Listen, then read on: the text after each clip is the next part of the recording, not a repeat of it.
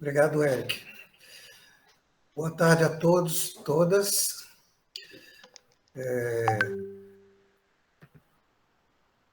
Eu vou compartilhar com vocês a aula de hoje de tarde. Os meninos me pediram para falar um pouco sobre a questão das diferenças entre tristeza e depressão, né, transtorno.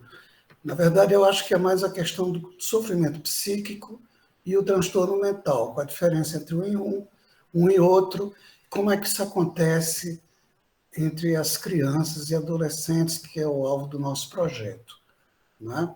O projeto Enlace, ele tem esse objetivo, como vocês já viram, né, de trabalhar com a promoção de saúde mental e o acolhimento do sofrimento psíquico das crianças e adolescentes. Muito bem, eu vou partilhar aqui com vocês alguns slides para a gente começar.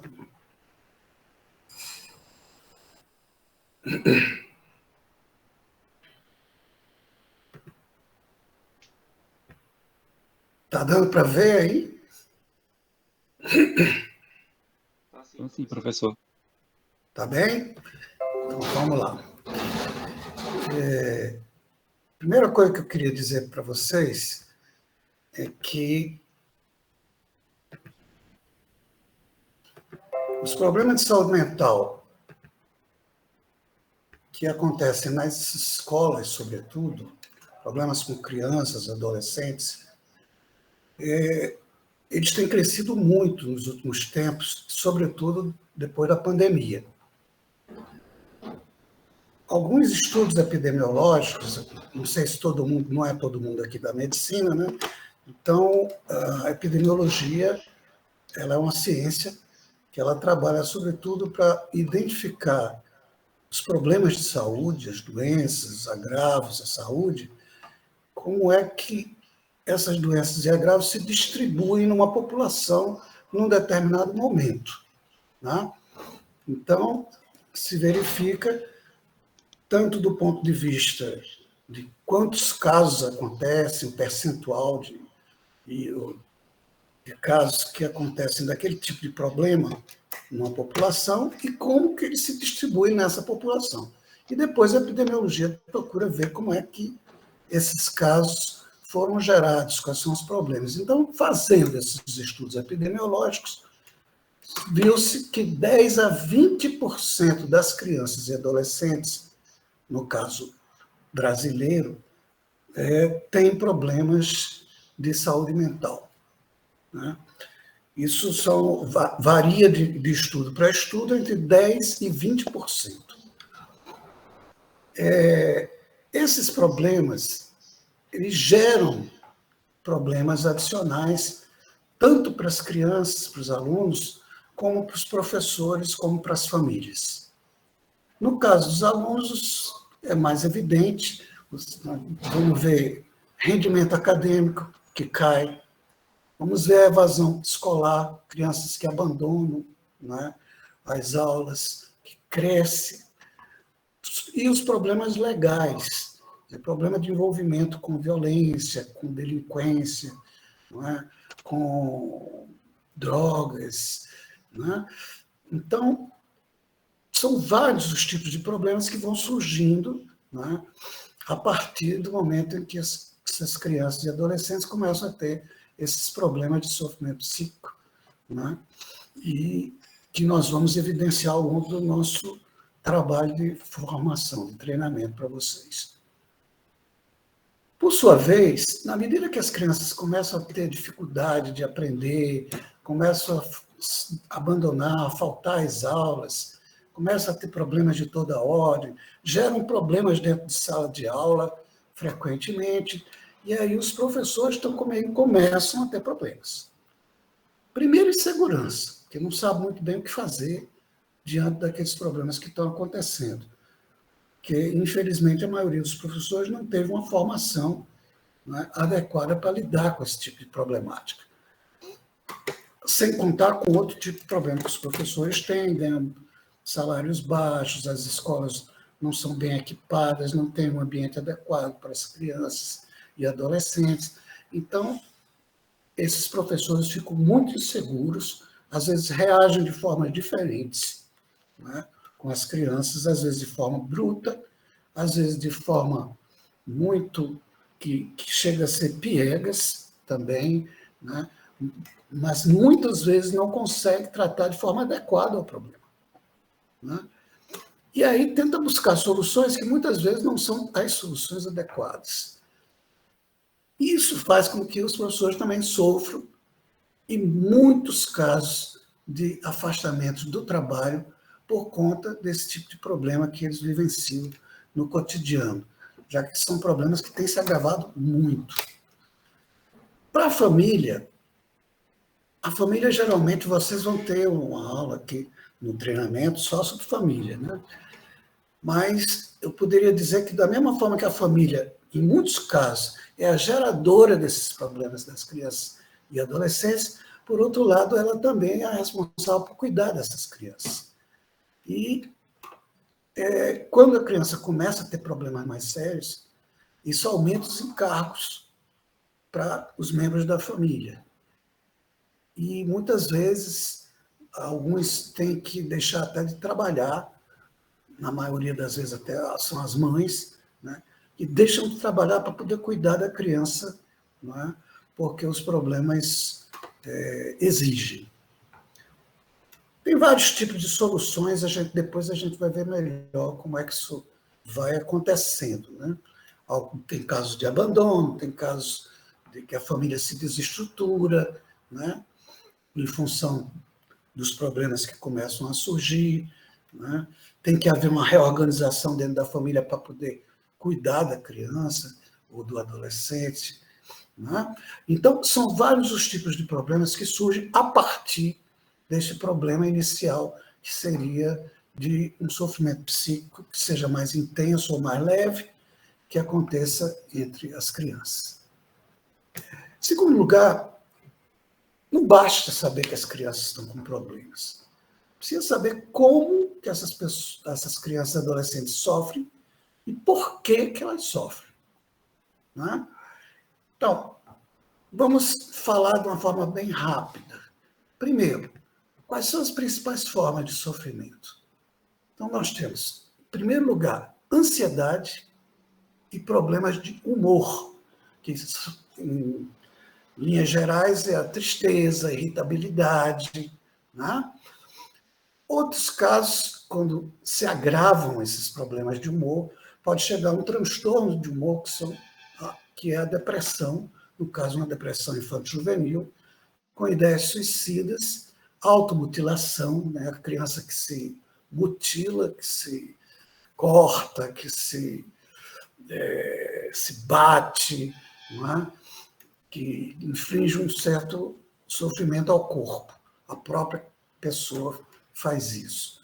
Outra coisa que também é muito frequente, devido ao tipo de ambiente que a criança pode frequentar ou não, né? Isso depende, mas pode haver um uso precoce de drogas, as mais diversas, desde as drogas lícitas, não é?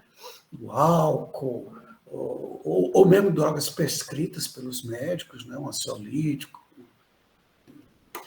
até o uso de drogas ilícitas, né? No caso das crianças, a grande maioria começa usando cola de sapateiro. É muito fácil de encontrar, né, e de usar. Isso pode levar uma criança ou um adolescente para um caminho, né, muitas vezes complicado dentro da rede de tráfico. Às vezes as crianças e adolescentes são usados dentro desse tipo de estrutura do tráfico. Também, outra coisa muito frequente é o autismo. Isso tudo a gente vai deixar para falar depois, mas eu estou trazendo para vocês rapidamente o transtorno de déficit de atenção e hiperatividade, conhecido como TDAH, a sigla, né? Então, essas são as principais formas. Existem outras, mas as mais presentes são essas aí.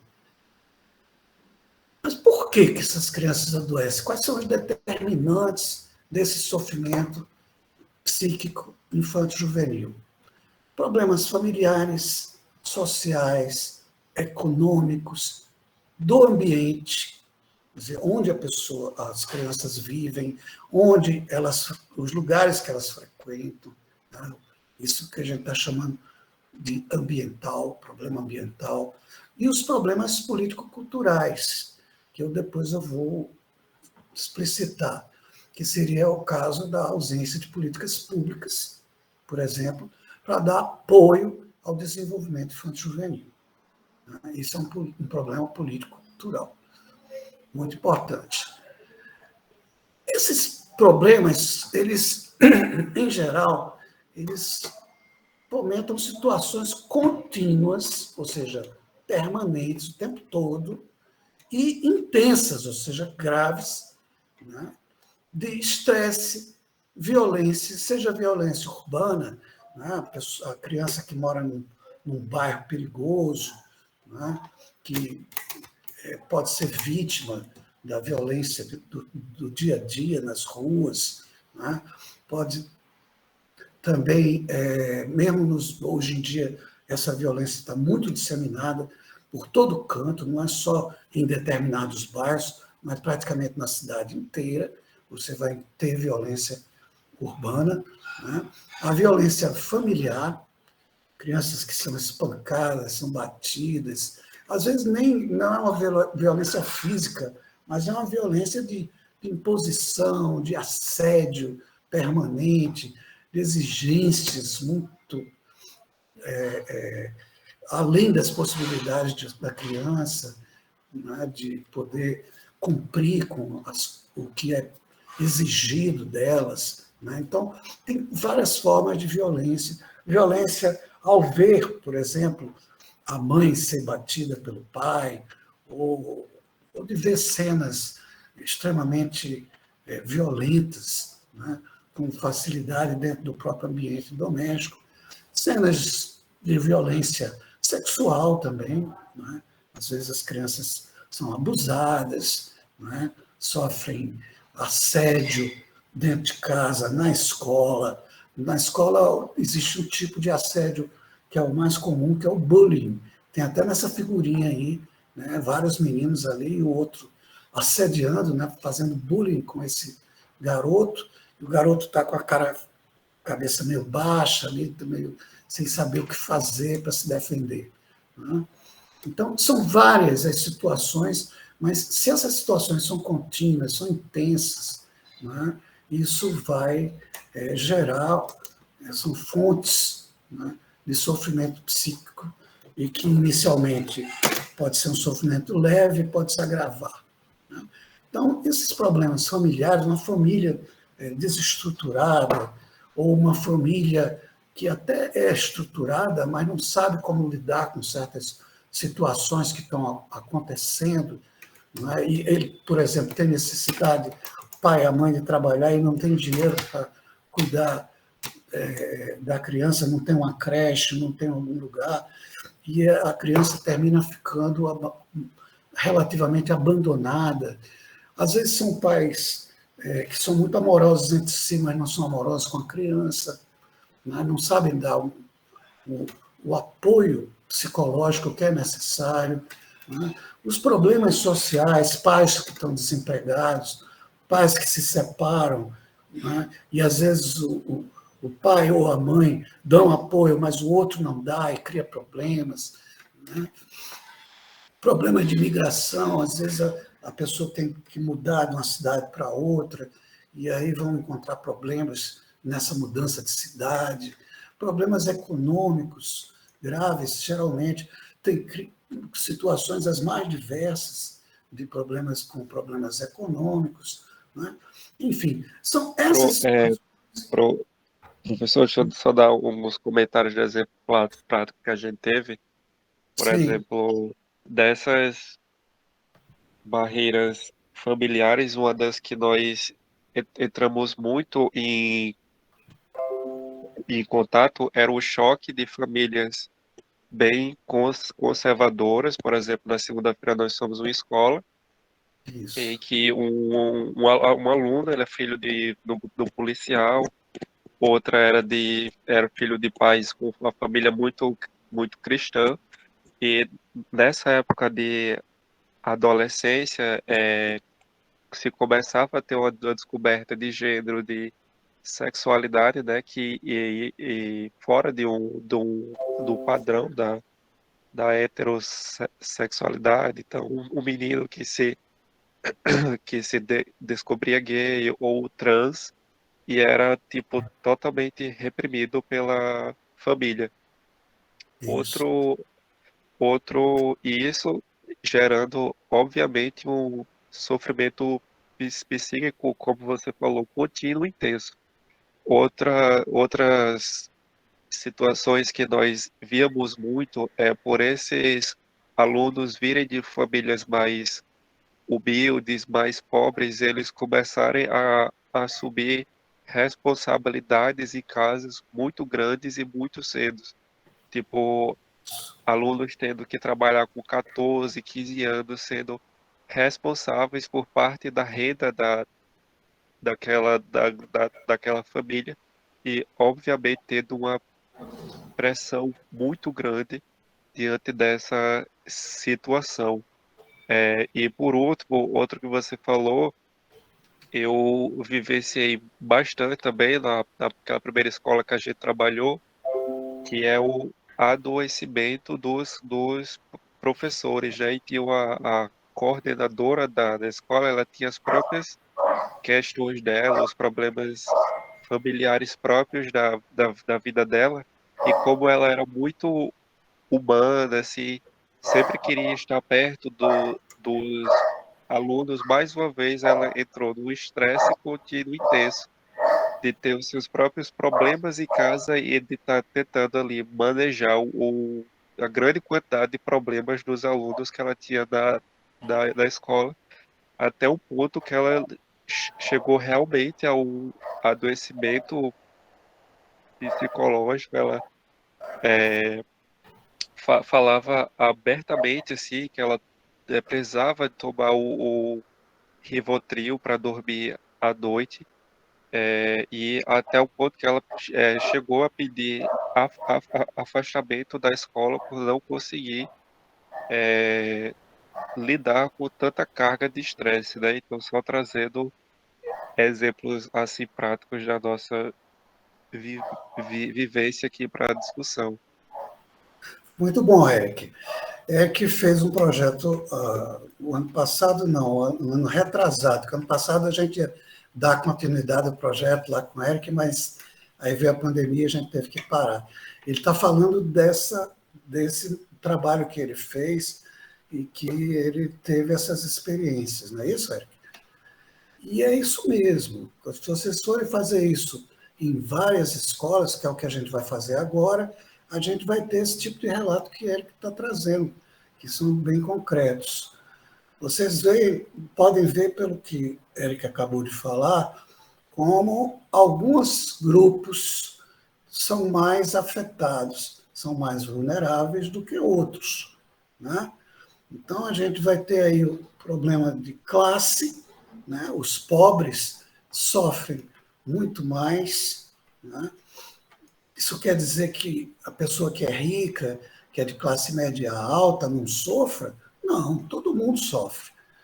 Mas a pessoa que vem de uma classe mais desfavorecida, a tendência é ela sofrer muito mais, né?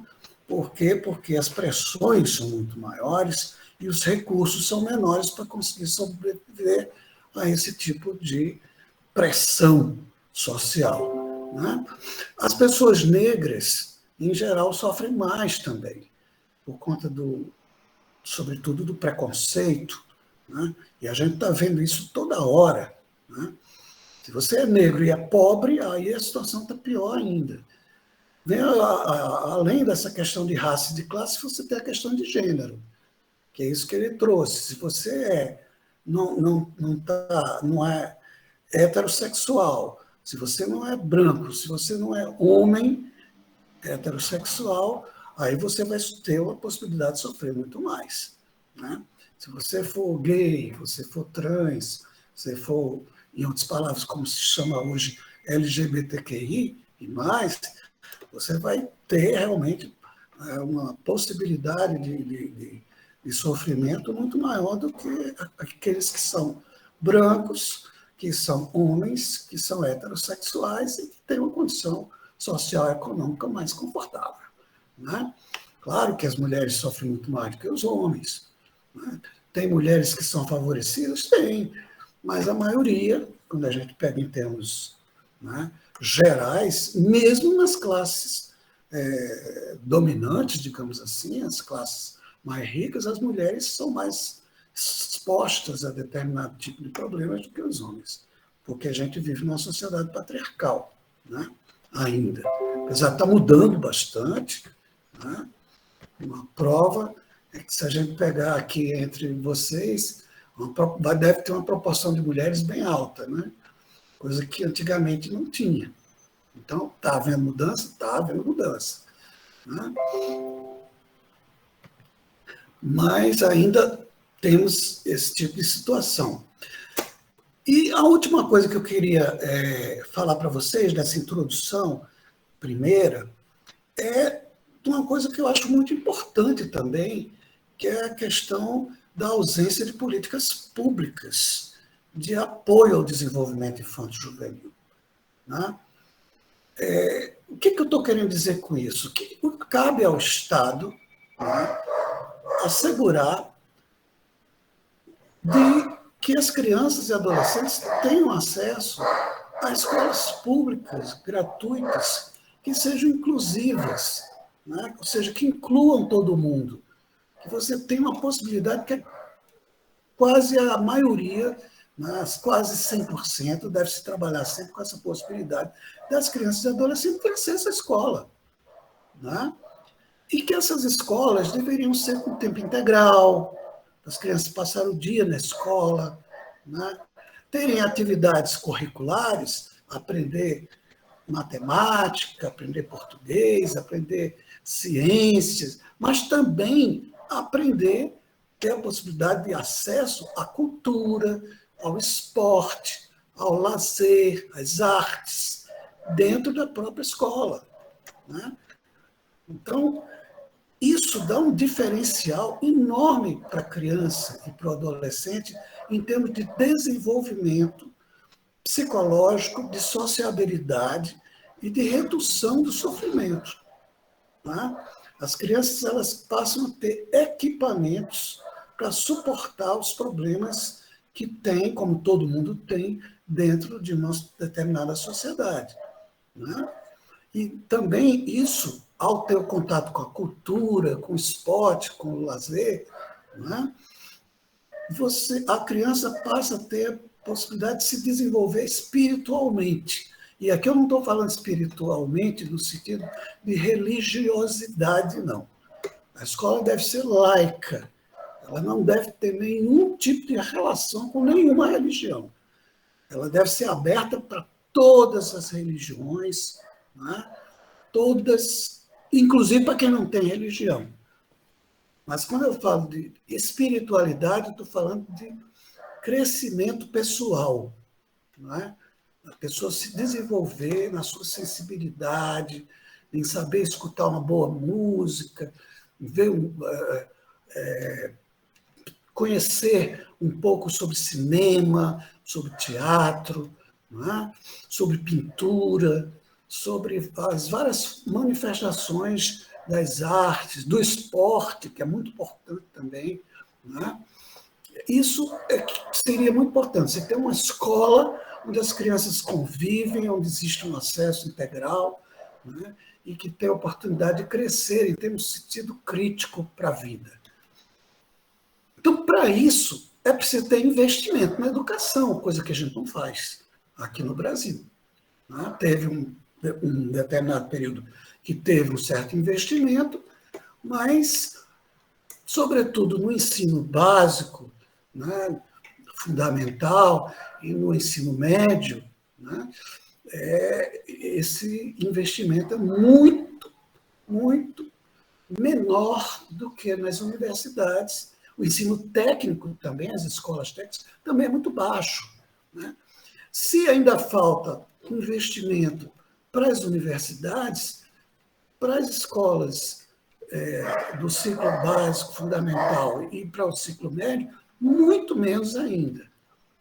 Isso significa ter recursos necessários e adequados, ter formação permanente dos professores, para que os professores realmente sejam qualificados para trabalhar com essas crianças e adolescentes, que ele tenha uma valorização da carreira do professor, para que vale a pena ser professor.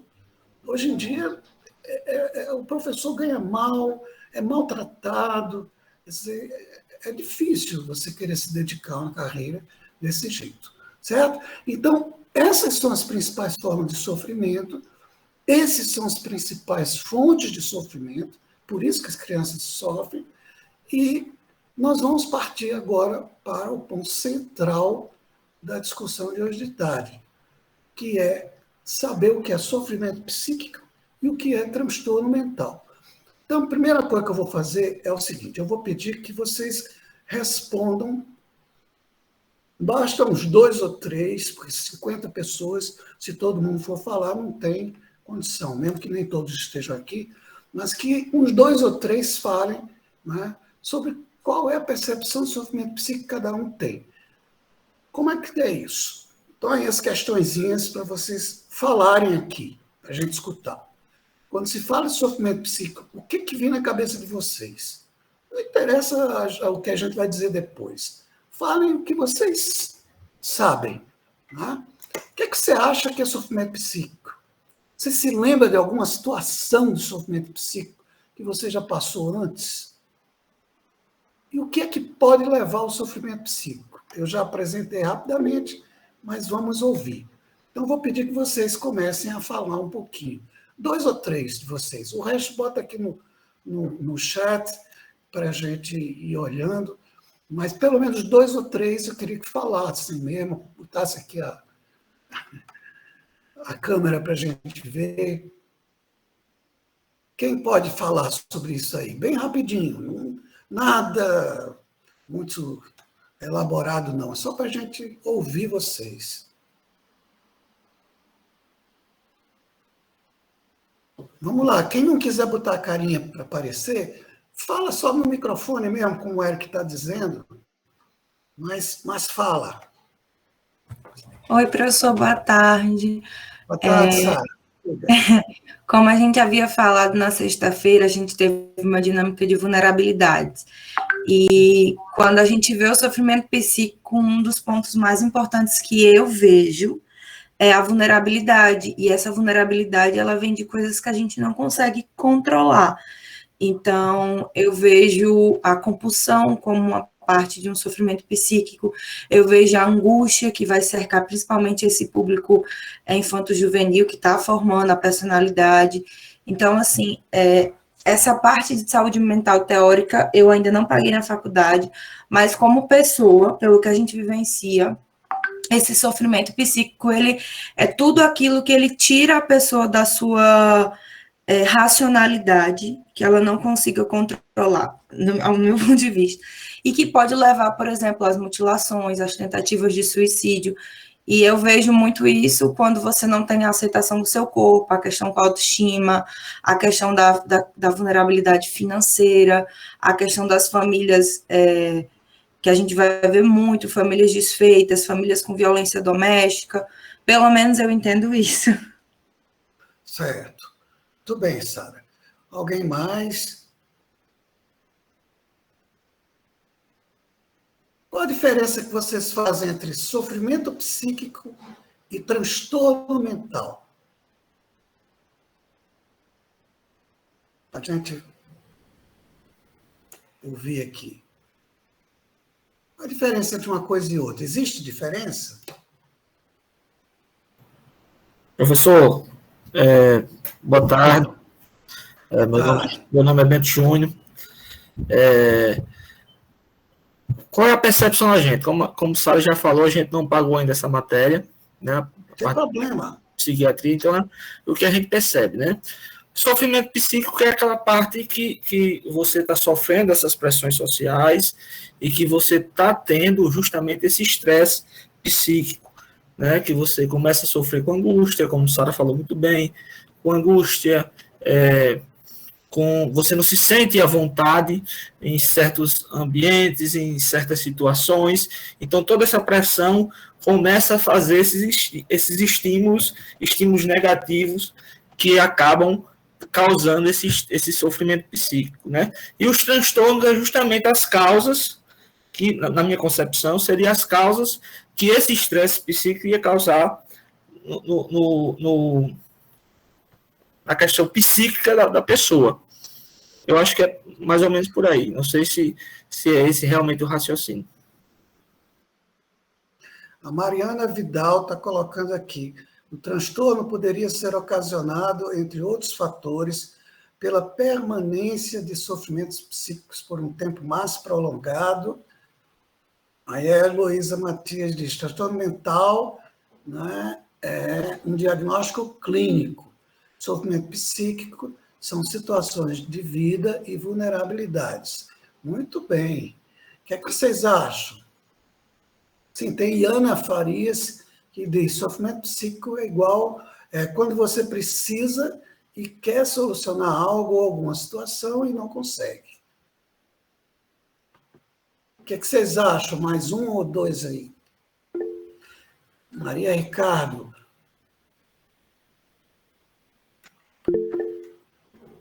O sofrimento pode levar ao transtorno, mas não necessariamente quem tem sofrimento vai ser levado ao transtorno. Muito bem. Isso mesmo. Boa tarde, galera. Era isso mesmo que eu ia falar, que o sofrimento psíquico é algo, digamos assim, momentâneo naquele momento, enquanto o transtorno é algo que já foi diagnosticado no indivíduo. O sofrimento psíquico, se ele não for cuidado naquele momento, pode evoluir futuramente a um transtorno. Acho que era apenas isso que eu gostaria de falar. Perfeito. Muito bem, Ricardo.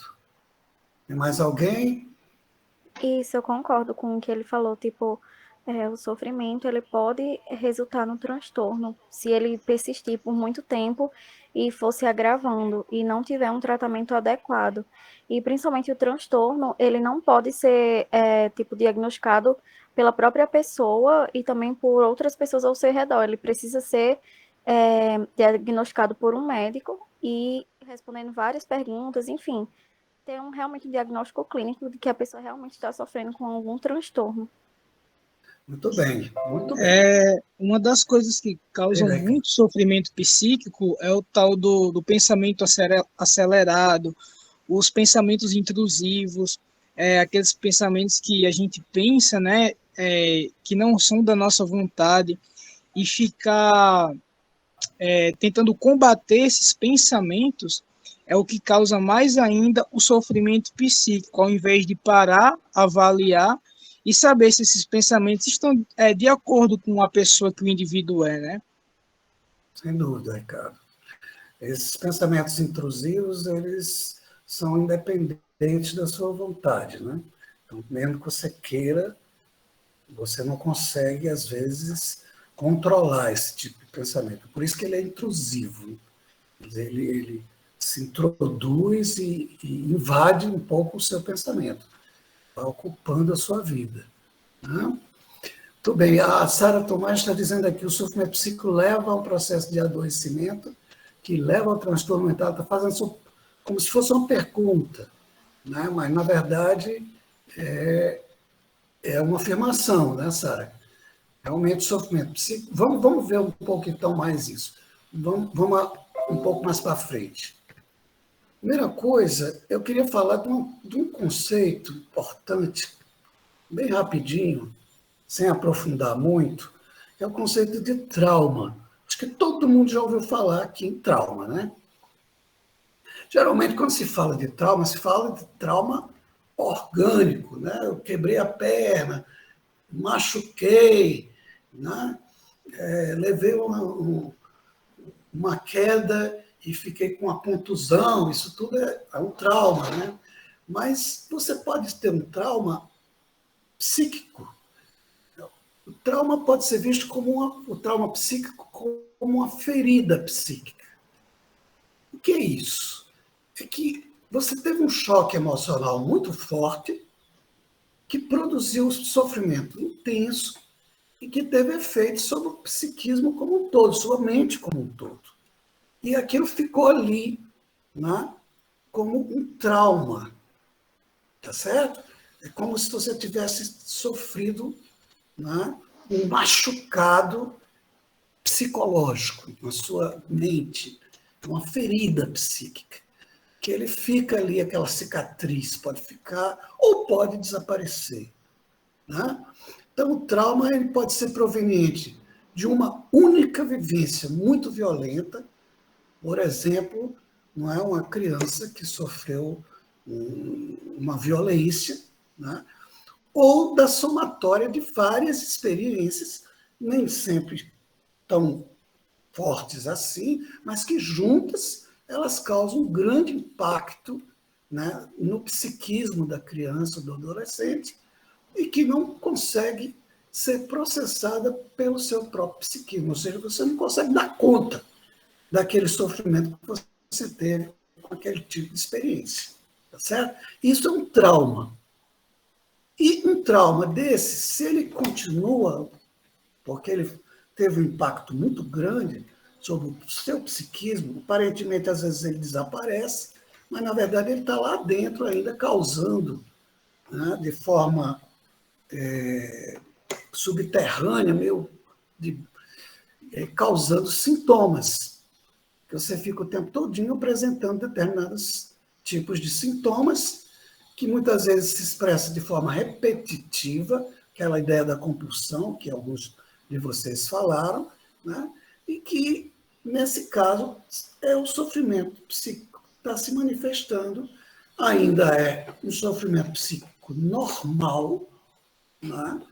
Mas que pode estar na origem de transtornos, como vários de vocês falaram agora, né?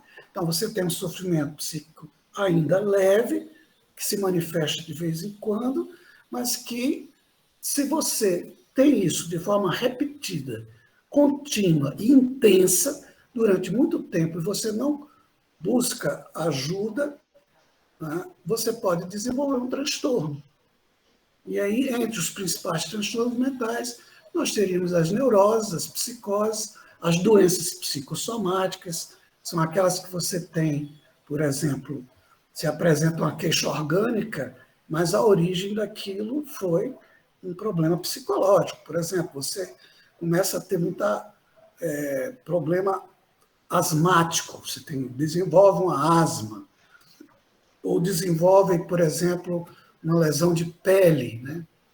Mas que, na verdade, você não tem nenhuma causa orgânica que explique, né?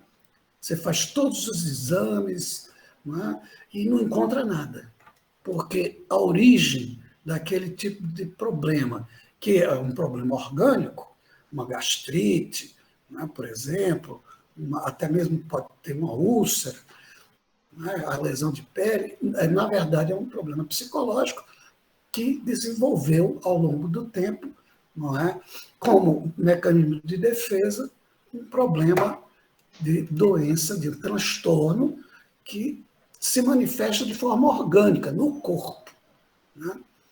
São as chamadas doenças psicossomáticas, ok? Então, trauma é isso. Quando você tem um trauma desse, você pode desenvolver, a partir de um trauma, um sofrimento psíquico. O que seria o sofrimento psíquico? Ele geralmente é um problema. Você sofre, o próprio nome está dizendo, você sofre, mas esse seu sofrimento ele resulta de quê?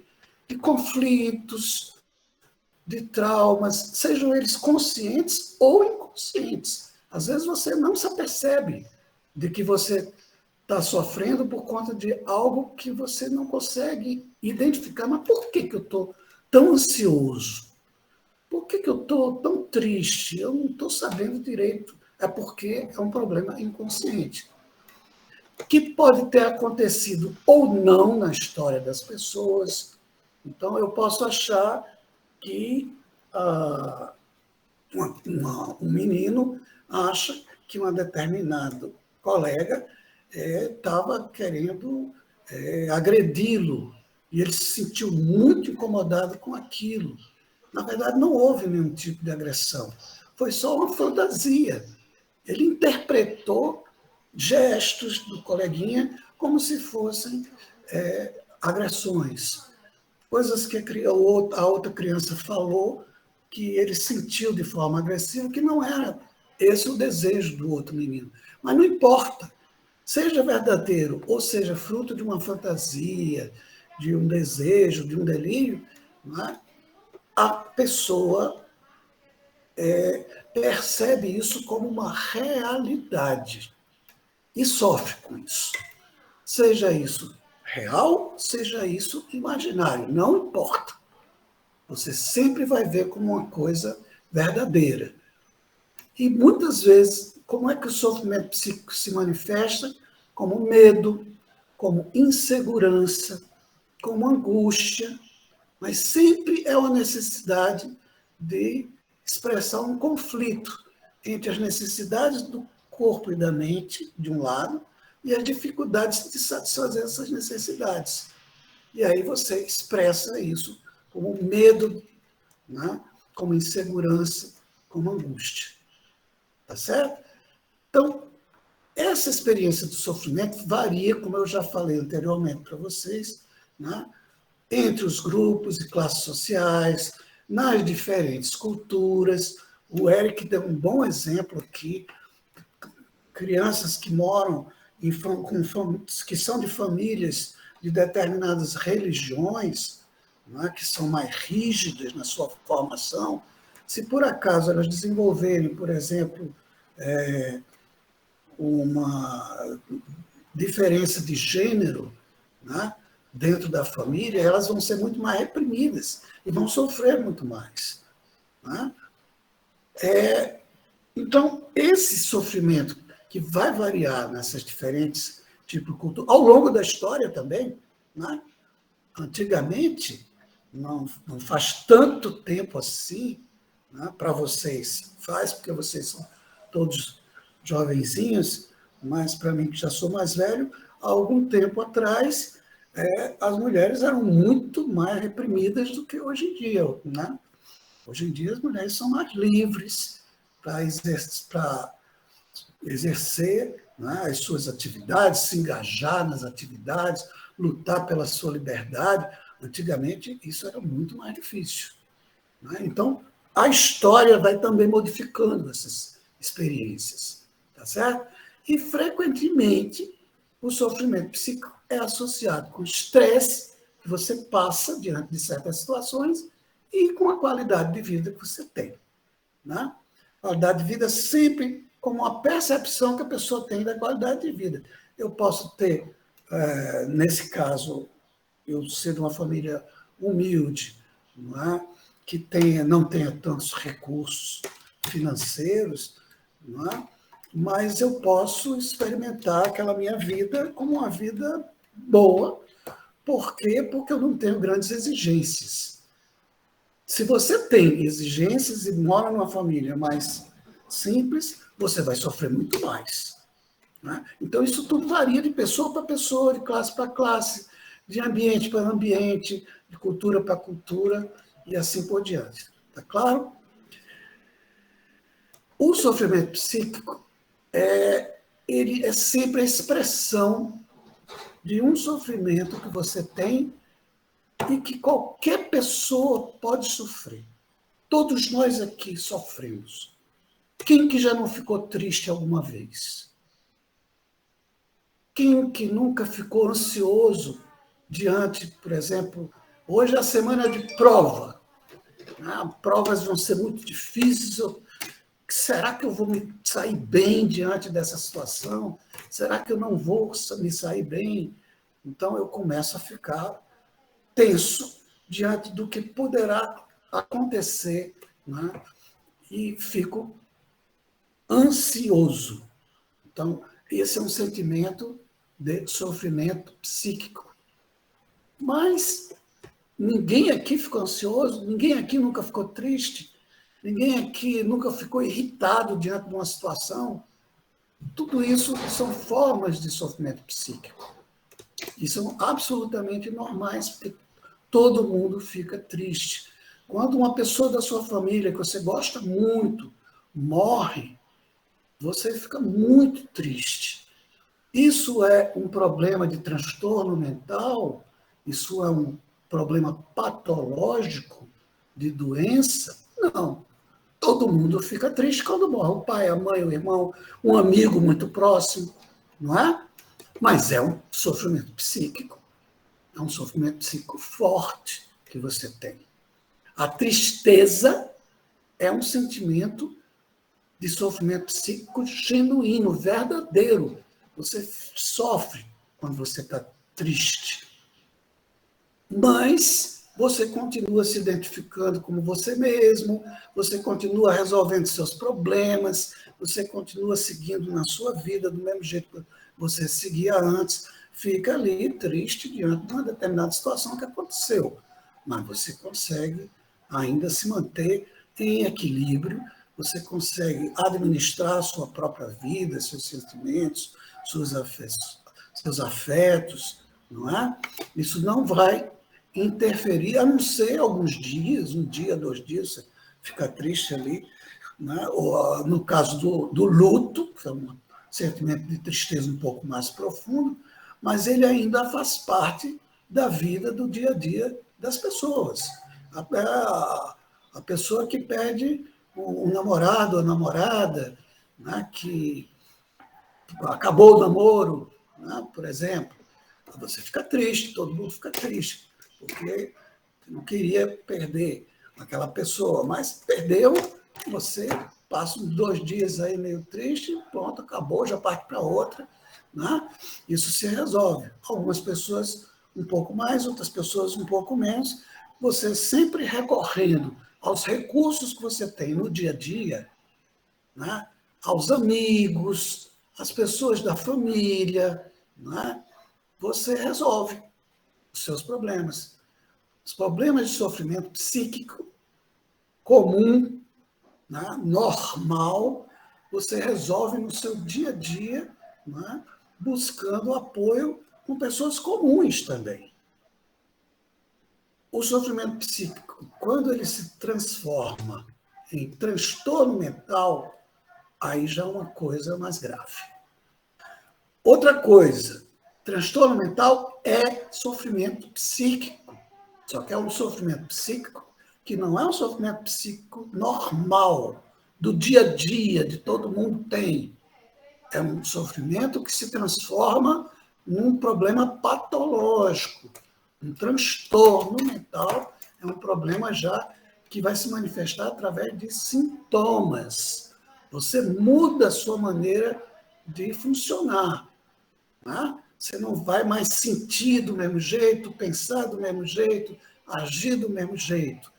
Certo? Então, vai modificar a sua maneira de ser e de estar no mundo. E aí você vai precisar de um apoio profissional. Como teve alguém que falou aqui, um dos meninos, um de vocês falou. Você não vai resolver isso somente com os amigos, com a família, né? Você precisa de procurar um psicólogo, procurar um psiquiatra, para poder ter um apoio profissional. Isso aqui já é transtorno. Doutor Maurício, me tira uma dúvida. Quais são os fatores que contribuem na vida do indivíduo que pode fazer com que ele tenha uma esquizofrenia, já que a gente está falando aqui de transtorno mental? Vários, Ricardo. Para falar sobre esquizofrenia, eu passaria uma tarde inteira e não dava para terminar. Mas eu lhe diria o seguinte, que qualquer transtorno mental, seja uma esquizofrenia, seja um problema de depressão, seja um problema de um transtorno de pânico, um transtorno de ansiedade, seja qual for, né? Tem vários fatores, não há um só. Né? Você pode ter a contribuição, por exemplo, de fatores genéticos para alguns problemas, outros não. Você tem a contribuição dos fatores ambientais e sociais, né? Se você tem uma família que, quando você tem um sofrimento psíquico, ela te apoia, ela te acolhe, ela te dá suporte para você conseguir resolver os seus problemas. Se você não tem, você é mais candidato, né, a ter um problema desse tipo, né? Se você tem os seus próprios recursos pessoais, né? Se você, as experiências de vida que você teve, né, que foram levando você a se tornar uma pessoa capaz de resolver estes problemas, né, ao longo da sua vida, né? Você vai conseguindo se equilibrar dentro. Pessoas, por exemplo, que nasceram numa família pobre, uma família humilde, moram num bairro violento, não é? Onde tem muita agressividade, com muito apelo para soluções de vida mais fáceis através do tráfico de drogas, da prostituição, dependendo do caso, mas você não faz nada disso. Você consegue arranjar alguém que lhe ajude, você vai atrás, você começa a trabalhar em pequenos empregos e arranja dinheiro e vai estudar, entende? E consegue superar todas as adversidades que você teve. Isso são o que eu estou chamando de recursos internos, recursos psicológicos. Quem não tem esses recursos internos precisa necessariamente ter outro tipo de recurso de apoio, seja da família, seja de alguém conhecido que tenha recursos para apoiar, seja um apoio de uma política pública, por exemplo, né, para apoiar através de um sistema de cotas, de um sistema qualquer que seja. Não é? Então, tudo isso são mecanismos de apoio ao desenvolvimento infanto-juvenil que vão te dar a possibilidade de ter um risco menor de adoecer, de ter um transtorno mental, do que de você realmente sofrer com isso. Tá certo? Às vezes você tem tudo isso, né? Mas mesmo assim você desenvolve um problema. Mas isso aí são casos que não são os casos da regra. Tudo pode acontecer. A medicina e a psiquiatria e a psicologia, por exemplo, não são ciências exatas. A gente não pode dizer 2 e 2 são 4. Sempre existe lugar para algo que a gente não espera. Né? Tem alguém pedindo aqui, Eric. Sou eu, prof. Diga, Eric. Eu queria comentar um pouco, mas antes de fazer uma pergunta aqui da Regiane, que ela está sem microfone, ela perguntou se decepção e frustração podem ser também considerados sofrimento psíquico. Percepção e frustração. Frustração, sim, é um sofrimento psíquico. Percepção, não.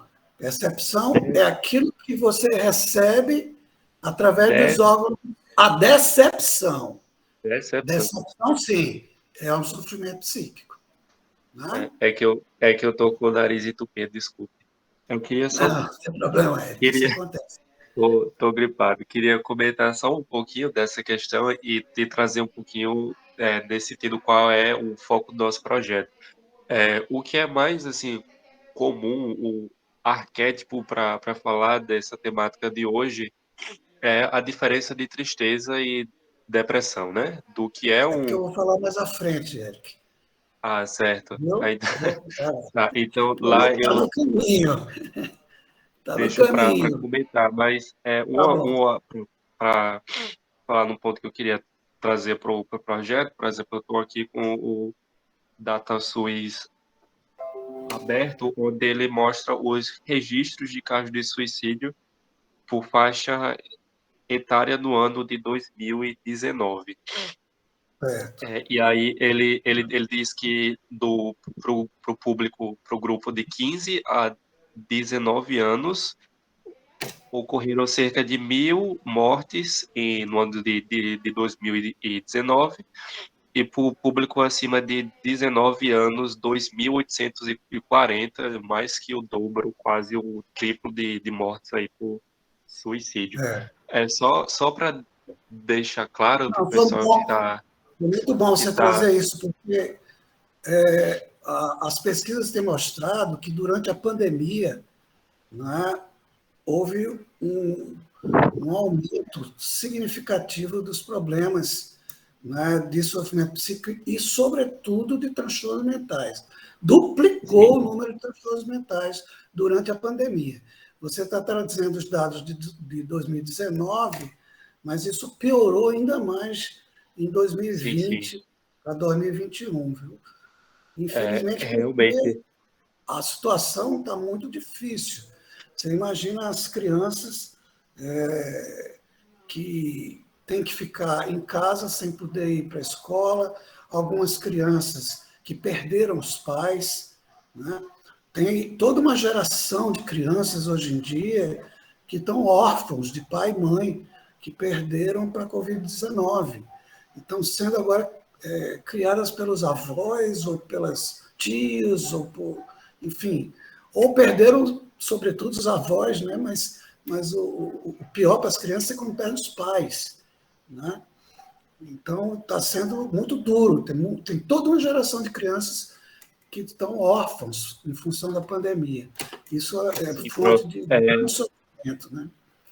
O que eu queria comentar é que justamente o público que nós vamos trabalhar no projeto são crianças e adolescentes com a prevalência muito maior de sofrimento psíquico do que de transtorno mental. E isso vocês podem ver pelos dados, como eu acabei de falar.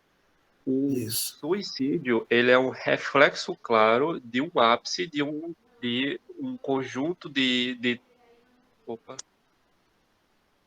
Ele é o reflexo do ápice de um único ou de um conjunto de transtornos mentais que vai machucando, corroendo a pessoa por anos, né? E é justamente você vê como se fosse uma cronologia bem comum a todas essas crianças e adolescentes. Elas começam a apresentar os sinais, sintomas de sofrimento psíquico ali por volta dos 13, 14, 15 anos, com tristeza, com os sentimentos de ansiedade, com frustração, decepção ou estresse crônico. E aí, quando isso não cessa, você não tem acesso a um cuidado de saúde, você não tem um profissional, uma família ou colegas ou pessoas de referência que te acolha. Isso vai ressoando por anos até virar realmente um transtorno mental que culmina ali depois de 19 anos com esse triplo de casos de suicídio com relação a essa idade da infância e da adolescência. Isso. Muito bem, Eric. Voltando para cá, então, vamos voltar para essa diferença entre sofrimento psíquico e transtorno mental, lembrando que transtorno mental é sofrimento psíquico, só que é um sofrimento psíquico muito grave e que é patológico, ou seja, já é uma doença, um transtorno, né? Não é uma coisa normal, certo? Como o Eric falou, é importante que a gente, dentro do projeto, a gente vai trabalhar com promoção de saúde mental e com acolhimento ao sofrimento psíquico, seja ele normal, seja ele patológico, certo? Mas, sobretudo, se a gente acolhe, a gente cuida do sofrimento psíquico normal, a gente evita, previne que ele venha a se transformar num transtorno mental, certo? Isso é muito importante que fique claro, porque aí vocês veem realmente, como o Eric estava chamando a atenção, o objetivo do projeto, né? Nós não vamos tratar, porque esse projeto ele é centrado em ações mais de saúde coletiva, de saúde mental, né? Tratamento já é mais para frente, tanto que a gente não tem nenhuma exigência aqui que vocês tenham feito psiquiatria. Não. Psiquiatria é uma especialidade médica que trata dos transtornos, certo? Faz diagnóstico, tratamento dos transtornos.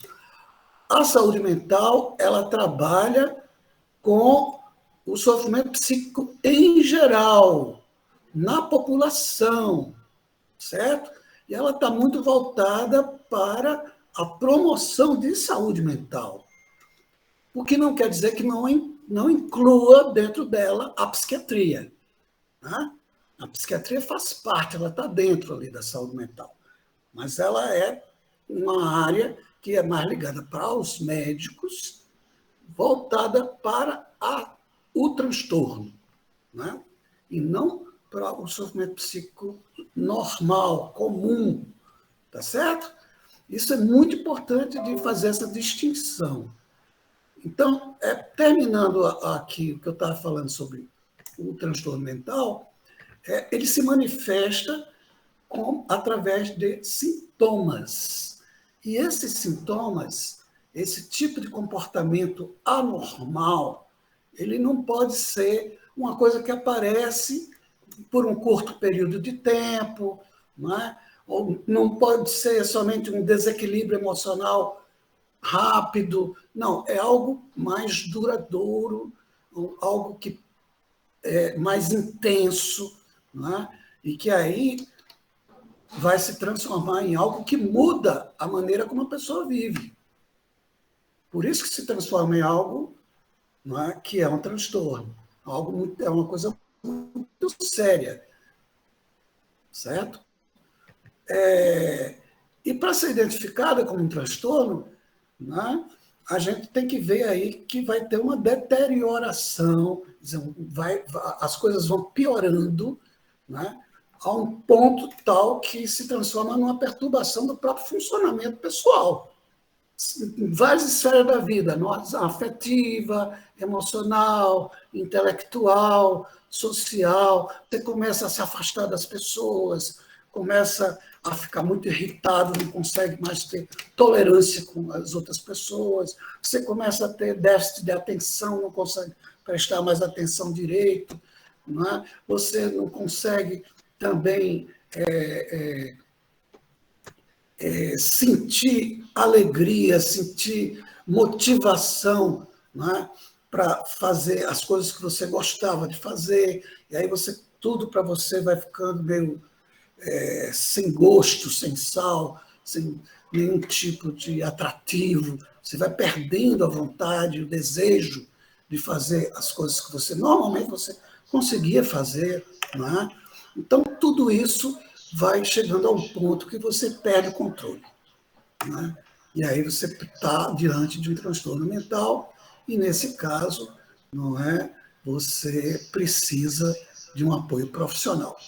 Ficou clara essa diferença entre o sofrimento psíquico normal, comum, do dia a dia, que faz parte da condição humana, toda pessoa humana tem sofrimento psíquico, e transtorno mental é aquilo que é só algo mais, um sofrimento psíquico mais grave, um sofrimento psíquico persistente, intenso, que muda a sua maneira de viver. Está claro isso daí para todo mundo? Ou se tiver dúvida, tem aqui algumas pessoas dizendo que está claro, deu para todo mundo entender, né? Então, muito bem. Então, esse sofrimento psíquico comum, mais leve, ele pode se manifestar através de múltiplos sintomas, queixas, pode ser queixas psíquicas, queixas somáticas, é até melhor do que sintoma, porque sintoma já parece uma coisa mais médica, né, mais do transtorno, e que geralmente está associado com esse mal-estar geral que a gente está tendo na sociedade hoje em dia, né? Uma sociedade que as pessoas estão muito isoladas, estão muito... está havendo muito individualismo, não é? Então, é o que a gente chama de mal-estar contemporâneo. As pessoas vão ficando isoladas, já não tem mais tantas amizades como a gente tinha no passado. A amizade é uma coisa muito importante para a gente suportar o sofrimento psíquico, né? Então, e a outra coisa é a medicalização da vida, que eu vou falar mais adiante. Aí, como é que se manifesta? Cansaço, dor de cabeça, dor no estômago, dor generalizada, medo, tristeza, insônia, nervosismo, né? Que é aquela coisa que alguém falou aqui, não sei quem foi exatamente, que a pessoa fica com pensamento rápido, fica nervoso, né? A perda de ânimo para fazer as coisas, entre várias outras queixas que a gente tem no dia a dia, tá certo? Aí o que acontece? Um problema é que há uma tendência, né, hoje em dia, da gente ampliar aquilo que é um sofrimento psíquico normal, né, que faz parte da condição humana, como eu já disse, e que precisa ser enfrentado no dia a dia, e ver esse sofrimento psíquico normal como um problema de transtorno mental, portanto, medicalizado, no sentido de que é um problema médico, que precisa ser tratado pelo psiquiatra, que é o médico que trata dessas coisas. Tá certo? Então, a medicalização do sofrimento psíquico é você pegar, por exemplo, aquilo que o Eric estava falando no início, pegar a tristeza, que é um sofrimento psíquico normal, que todo mundo tem, todo mundo fica triste. Eu tenho certeza que todos vocês que estão aqui, e todas as pessoas já ficaram tristes alguma vez na vida. E vão ficar tristes durante o resto das suas vidas, porque faz parte da vida. É uma condição humana, certo? A tristeza é uma condição humana. Às vezes uma tristeza maior, às vezes uma tristeza menor, dependendo do tipo de motivo da tristeza que você teve, né? E às vezes, quando a causa é uma causa inconsciente, você pode até nem saber por que está triste. Amanheci triste, né? Às vezes acontece isso, tá certo? Mas o que importa é que é uma tristeza que você domina. A depressão é uma doença, um transtorno mental, onde você tem uma tristeza profunda, muitas vezes acompanhada, não é, de mudanças significativas na sua maneira de viver. Então, a pessoa que tem depressão, ela não fica só triste. Ela fica muito triste, às vezes sem saber por que está triste, inclusive, né? Chamada tristeza sem objeto, porque você não sabe por que você está triste, né? E, por outro lado, você tem outros sintomas que vêm junto com essa tristeza. Era aquilo que eu estava falando antes, é você, por exemplo, ir perdendo interesse pela vida. Eu gostava muito de ir ao cinema. Não tenho mais saco, não. Meu Deus, cinema é muito chato. Eu gostava de ir à praia. Não, praia, fica aquele vento, batendo areia na cara da gente, não quero, não. Eu gostava muito de sair com minha namorada. Não gosto mais dela, não. Não tenho mais nenhum tipo de interesse nisso. Eu gostava muito das aulas do professor X. Eu vivi... Não quero mais, não. Aquele professor começa a dar aula, meu Deus do céu. A pessoa vai perdendo interesse progressivamente por todas as coisas que ela gosta, que ela gostava. Isso faz parte, né, desse processo da depressão, não da tristeza, certo? Veja como é diferente uma coisa da outra. A tristeza você fica triste, ponto. A depressão você fica triste e você começa a ter isso que eu estou falando para vocês e perdendo interesse. Você começa a sentir que você é um zero à esquerda, ou seja, sua autoestima vai lá para baixo. Você fica sem energia, sem vontade de fazer nada, não é? Passa dias deitado na cama, muitas vezes chorando, não é? Muito triste e muito sem energia para nada. Ou seja, tem uma série de sintomas que você começa a apresentar que vem junto com a tristeza e que muda a sua maneira de reagir, de viver nesse mundo. Tudo para você é triste. Né? Usando a linguagem dos americanos, eles dizem que é blue. Né? Tudo é muito... Você está num universo blue, do blues. Né? É muito triste. Tanto tem um jogozinho, o Érico pode falar até melhor que eu, que é um jogo que tem aí entre os adolescentes, que chama-se A Baleia Azul, azul de blue, da tristeza. Né? Tá certo? Então, essa é a diferença fundamental. Mas, com a medicalização, o que é que acontece? Eu estou triste e aí vou tomar antidepressivo para suportar a minha tristeza. Eu não preciso de antidepressivo. Antidepressivo é para quem tem depressão. Vocês estão entendendo? Antidepressivo é um medicamento para ser usado para quem tem depressão. Quem tem tristeza tem que enfrentar a sua tristeza. Tem que passar pelo processo de luto. No caso, quando é uma morte ou uma perda qualquer. Luto não é só perda da pessoa amada, não é porque morreu. É também a perda de um animalzinho querido, de um objeto que era muito importante e que você perdeu, você fica muito triste com a perda daquilo. Você passa dias até você conseguir vencer aquela tristeza em função daquilo. Né? Isso é um processo psicológico. Isso faz parte da vida das pessoas. Cada cultura tem uma forma, uns rituais que ajudam nesse processo de luto, para superar essa tristeza da perda de uma pessoa amada, de uma pessoa querida, né? De um animalzinho que é muito amado também. Né? Então, isso é um processo de luto. Depressão é outra coisa. Tá certo? Então, tem pessoas que têm dificuldade para lidar com o sofrimento psíquico, com a dor, com a frustração, com o ressentimento, e elas ficam desamparadas.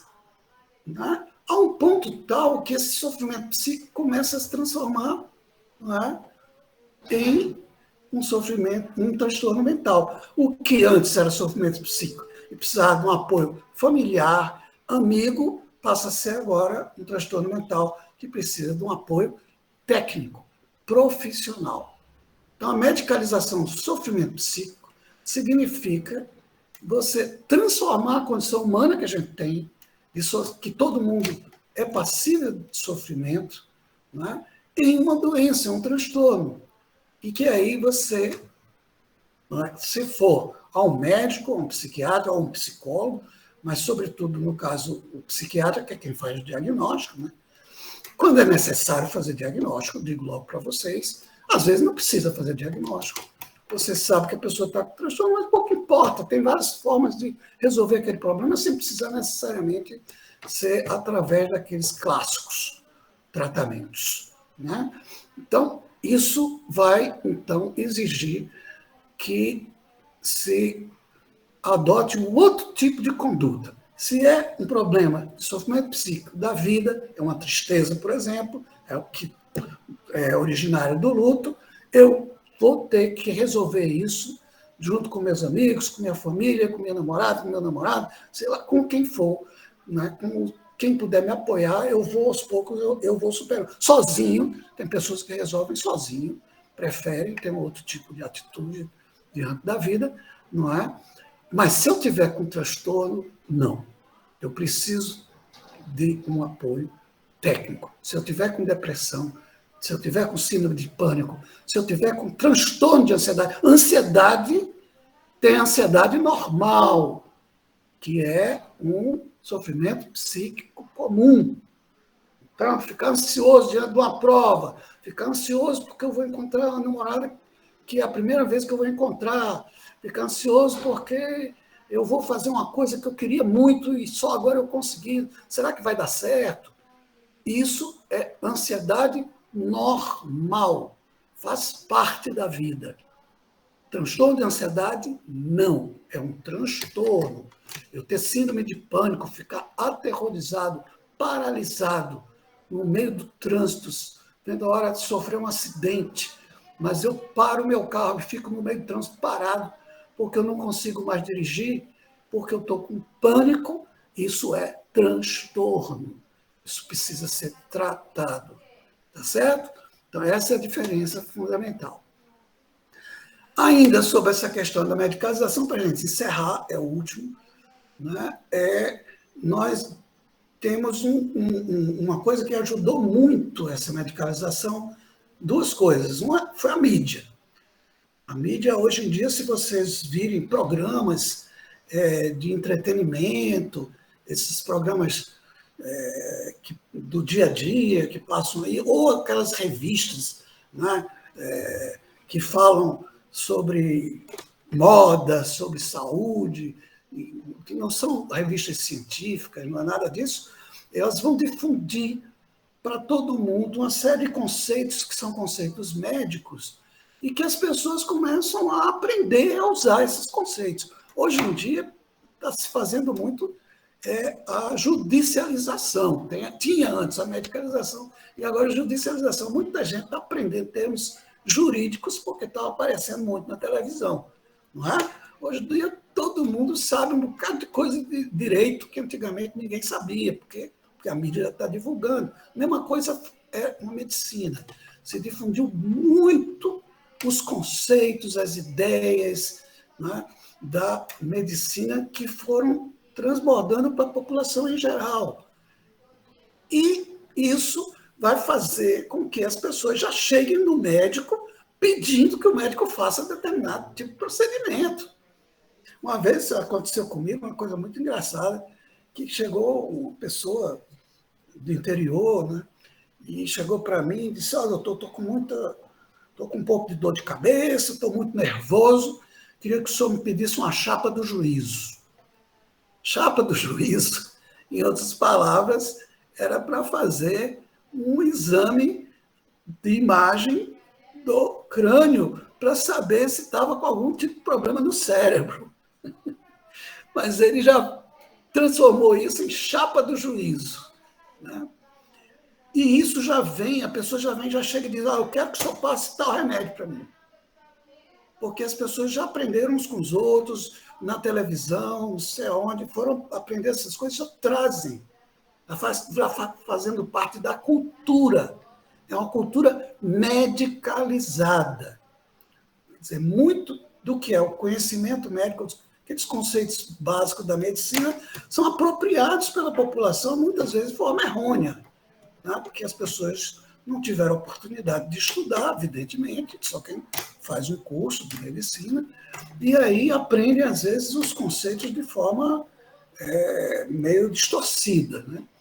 Mas isso vai se transformando, né, ao ponto que a Sociedade Americana de Psiquiatria, norte-americana de psiquiatria, começou a elaborar uns manuais de diagnóstico e estatística dos transtornos mentais.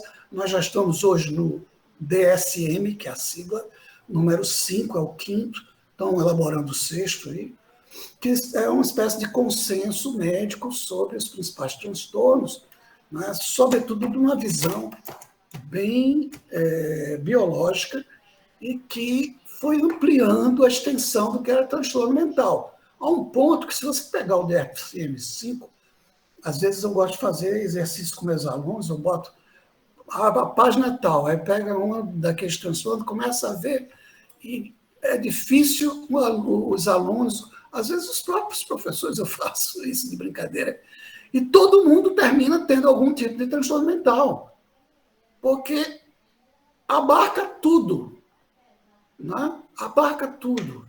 Então, esses DSM, aqui está até errado, aqui é DSM e não N, eles vão definir diagnósticos que vão ampliando de tal forma, né, os diagnósticos que a psiquiatria pode ter o mundo inteiro como clientela. Né? Tem um conto de Machado de Assis, O Alienista, que eu sugiro que vocês leiam, que é muito interessante, que mostra exatamente isso.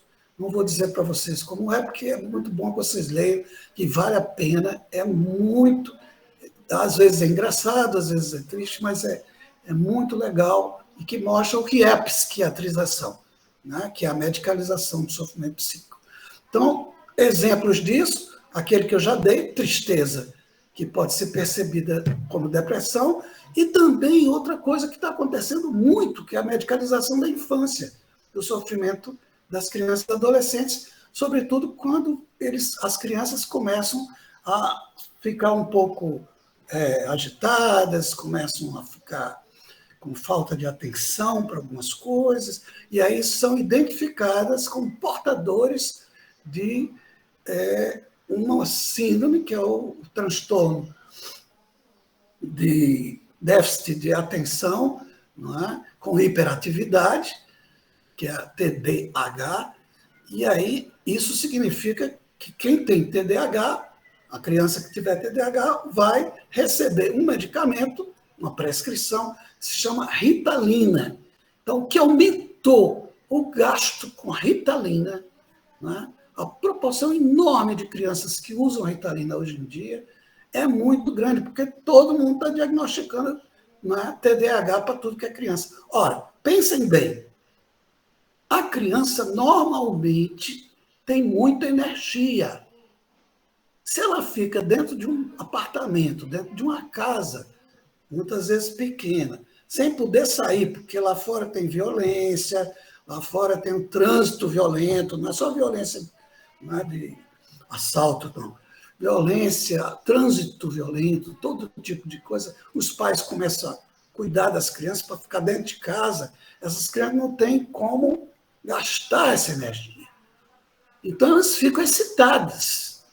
Né? E no que ficam excitadas, ficam com os processos mentais, né, mais rápidos, acelerados. E o que vai acontecer daí? Que elas não conseguem fixar atenção. Como não consegue fixar atenção, não consegue memorizar, que a memória vai depender de fixar atenção sobre alguma coisa. E aí o que ocorre? Vai dizer ou que a criança é burra, ou que a criança está com um transtorno, com um déficit, está com problemas cognitivos. E aí vai para o psiquiatra passa a Ritalina. Tá certo? Então, isso é medicalização do sofrimento psíquico que a criança está passando. Ela precisa de fazer esporte, ela precisa de brincar com outras crianças, ela precisa botar essa energia para fora, não ficar o tempo todo parado dentro de casa assistindo televisão, jogando videogame. Tem que fazer coisas físicas, correr, brincar. Né? Não precisa tomar Ritalina se fizer isso. Isso quer dizer que não tenha crianças que possam ter TDAH? Tem, mas não teria como está aparecendo como uma verdadeira epidemia. Vocês estão entendendo? Então, isso é medicalização do sofrimento psíquico, é transformar um problema que é sofrimento psíquico em transtorno mental. Medicalizar o sofrimento psíquico. E com isso, quem se beneficia? As empresas de medicamentos psicotrópicos, que ganham muito dinheiro com ansiolíticos, medicamentos para ansiedade, antidepressivos, medicamentos para depressão, Ritalina, para TDAH, entre outros e outros problemas. Em geral, era isso que eu teria para apresentar para vocês. Não sei se ficou claro, se tem alguma dúvida, não é? Eu queria fazer só o último. Vocês para qualquer coisa. O último comentário, professor, que eu sou falando daquela questão de depressão, deu uma palhinha também sobre ansiedade, né? Justamente para reforçar que o objetivo do nosso projeto é a ação sobre o sofrimento psíquico dessas crianças e adolescentes, isso se faz com apoio, com acolhimento, com escuta. Para as crianças e adolescentes, que nós com certeza vamos encontrar algumas também, com que já desenvolveram um grau de transtorno, nós vamos começar um diálogo, uma parceria com. Nós também temos professores e profissionais aqui dentro do projeto que já trabalharam ou trabalham atualmente dentro do CAPSI, que é o CAPS para infância e adolescência, né? Para ver se nós conseguimos articular uma rede de apoio, de encaminhamento, porque como o professor falou durante toda a apresentação, o transtorno é algo que precisa de um cuidado profissional e um cuidado mais atencioso e intensivo para aquela pessoa que está adoecida, né? É isso. Muito bem. Sara pediu para... Levantou a mão. Professor, boa tarde. A gente viu, né, essa questão de como identificar, né, distinguir um sofrimento psíquico e um transtorno mental. A gente viu a questão da criticidade com a medicalização, mas para mim uma dúvida muito grande em relação a como abordar, principalmente essa faixa infanto-juvenil. A nossa atuação vai ser enfrentar essas vulnerabilidades. Como o senhor acredita que a gente possa conduzir de uma maneira mais prática para poder encaminhar, minimizar esses impactos? Não sei se eu fiquei clara na minha pergunta, mas é porque, por exemplo, ontem eu passei por uma experiência de me perguntarem como eu atuaria no caso de uma pessoa que estava tentando se suicidar. E, além de escutar e oferecer o máximo de empatia que eu poderia oferecer, eu não saberia conduzir de forma prática. Aí o senhor que tem mais experiência, se o senhor puder dar orientações em relação a isso, eu ficaria muito grata. Bom, isso é uma coisa muito complexa, Sara. Realmente vocês vão se deparar com situações, provavelmente, né, que mobilizam muitas pessoas. Você fica sem saber, às vezes, o que fazer diante de determinadas situações, né? Mas a gente está elaborando esse treinamento exatamente para isso. Vocês vão ter outros dias aqui de treinamento em que outras pessoas, psicólogos, assistentes sociais, não é, virão aqui também para conversar com vocês, o pessoal que está na nossa equipe aqui no grupo, para justamente preparar um pouco vocês para enfrentar esse tipo de situação. Vocês não vão resolver esse tipo de situação. E a gente não vai exigir isso de vocês. O que a gente quer é que vocês acolham mesmo, né, que vocês, como se diz na gíria, deem ouvido e colo, né, em alguns momentos, mas, sobretudo, escutar, mostrar disponibilidade afetiva, né, para acolher o sofrimento. E, aos poucos, na medida que vocês forem sendo treinados, vocês vão aprendendo alguns mecanismos de como se relacionar com esses problemas e como encaminhar, sobretudo, né? Porque quem vai fazer tratamento, no caso de ser um problema muito grave, né, vão ser os profissionais. Vocês não são profissionais ainda. Vocês estão numa fase que vai ser muito importante o trabalho que vocês vão desenvolver, não é? Mas é um trabalho ainda de acolhimento, de ações educativas, de ações de promoção de saúde, não é? O trabalho de exercer cuidados de tratamento, de reabilitação, aí já é um cuidado mais profissional, tá certo? Isso daí vai ficar mais para frente. Mas, respondendo mais concretamente, Sara, hoje não valeria a pena eu ficar ainda conversando sobre isso, porque vocês vão ter uma aula só sobre isso, né? Vão vir psicólogos aqui para conversar com vocês. Provavelmente, talvez venha um psiquiatra infantil, dependendo se a gente conseguir, né, Eric? Porque está difícil. São muito poucos, mas a gente está vendo aí, né, se a gente consegue. Mas se não tiver o psiquiatra infantil, eu vou ter que ser o dublê. Eu nunca fui psiquiatra infantil. São muito poucos os psiquiatras infantis. Para vocês terem ideia, no último recenseamento que foi feito, 135 psiquiatras infantis no Brasil inteiro. Né? Então, isso, vocês terem ideia como são raros. E nem todos vale a pena ouvir. Então, como em qualquer profissão, em qualquer especialidade. Né? Então, nós vamos procurar ver se a gente acha um psiquiatra infantil. Eu tinha achado um, mas ele teve problema, não pôde. Não é? Ele até estava disposto, infelizmente, que era uma pessoa muito legal. Tá bom? Ficamos devendo essa, Sara, a você, mas outros treinamentos vão vir ainda. Hoje foi só o primeiro, é só a introdução, tá? E aí você vai ter a oportunidade de voltar a fazer essa questão em outros momentos do treinamento, tá bom? Tem muita gente se pronunciando aqui no chat, deixa eu ver assim, muito só. Você já viu aí, Eric, se tem alguma coisa?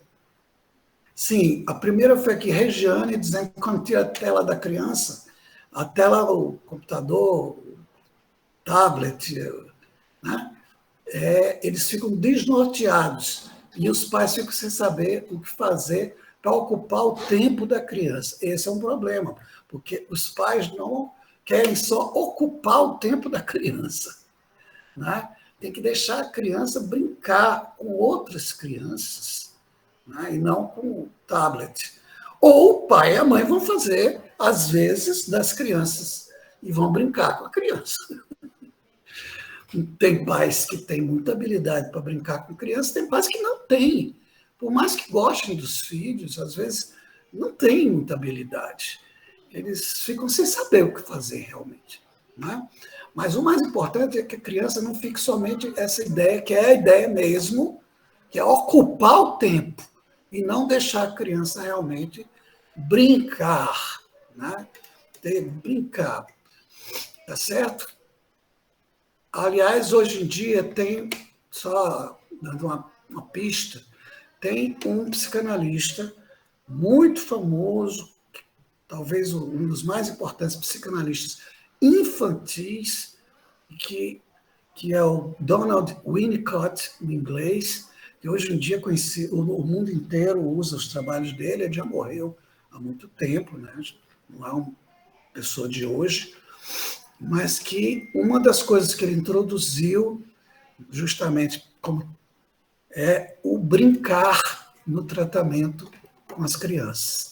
Essa ideia da criança como um brincante, alguém que brinca, né, e que precisa do jogo, né, da brincadeira, para poder desenvolver os seus mecanismos psíquicos. Né. Isso veio de Winnicott e depois, hoje, muitos psiquiatras, psicanalistas, psicólogos utilizam. Tá certo? Eita. Também vai ter uma capacitação específica sobre suicídio. O que mais que tem aqui? Tá. Não, vai ter um bocado de coisa ainda. O treinamento está só começando, viu, gente? Esse programa ele vai durar mais de um ano. Por enquanto, nós estamos no início. Esses treinamentos eles vão acontecendo ao longo das atividades.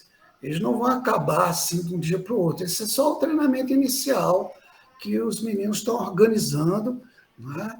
E nós estamos participando, mas é só o início do projeto, né? Para vocês poderem se habilitar a chegar lá nas crianças, fazerem as primeiras coisas do projeto, de acolhimento, de fazer a avaliação da situação, como é que ela está, tá bom? Muito bem. Mais alguma coisa, hein, Eric? Só isso mesmo, prof. Se ninguém mais tiver nenhuma dúvida, podemos acabar por aqui.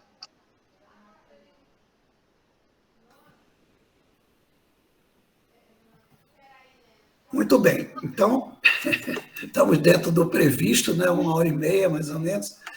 Tá bom? Depois eu devo voltar um outro dia e outros colegas vão aparecer aqui para conversar com vocês, para ir informando vocês. Tá bem? Vocês vão gostar muito desse projeto. Vai ser muito legal e vai ser importante para a futura vida profissional de vocês. E enquanto estudantes também. Tchau, todo mundo. Tchau, professor. Tchau, pessoal. Tchau, professor. Obrigada. Boa tarde. Fico aguardando as próximas capacitações.